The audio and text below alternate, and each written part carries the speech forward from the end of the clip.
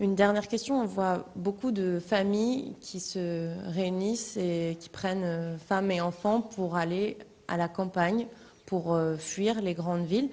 Qu'est-ce que vous pensez de ce comportement? Est-ce qu'il est recommandé, non recommandé? Est-ce que vous dites aux Français, faites le choix d'un domicile d'ici demain midi, parce que vous pourriez y rester peut-être un mois, voire plus? Mais je crois que l'essentiel des Français sont aussi dans des conditions de travail.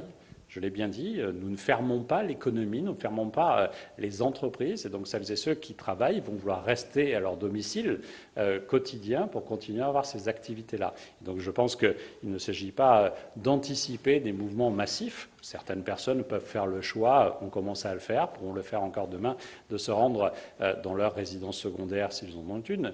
Mais je voudrais vous dire que ce n'est pas l'essentiel des Français. L'essentiel des Français ont un domicile, ils vivent dans ce domicile et nous devons les accompagner dans ce cadre-là. Mais ce qui compte, c'est surtout de les protéger. Et ce dont on parle, c'est de la protection des Français. Alain Acco pour Europe 1. Est-ce que les militaires, en plus de leurs opérations d'évacuation sanitaire, dont a parlé le président de la République, seront amenés eux aussi à participer au contrôle des Français dans la rue? Non, ce n'est pas leur fonction. Ils le renforcent régulièrement et ils appuient les forces de sécurité intérieure, vous le savez, mais ils n'ont pas vocation à procéder à des contrôles.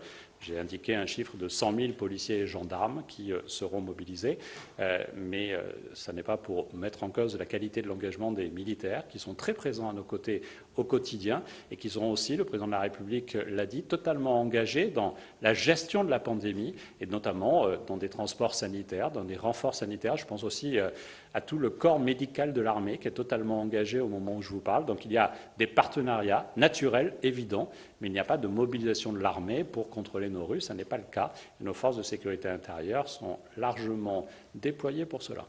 Certains syndicats de police dénoncent le manque de moyens comparé notamment aux policiers italiens, par exemple, qui sont équipés systématiquement, paraît-il, de masques, notamment à la frontière franco-italienne.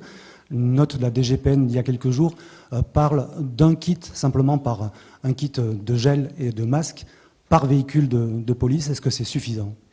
Une doctrine d'emploi des masques a été définie non pas par le ministère de l'Intérieur, mais par les professionnels de santé.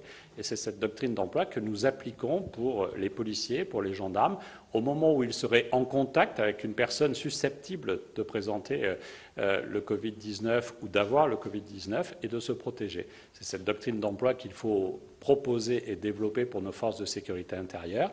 Mais nous devons respecter, nous aussi, le protocole d'utilisation des masques tel qu'il a été défini par le Conseil scientifique.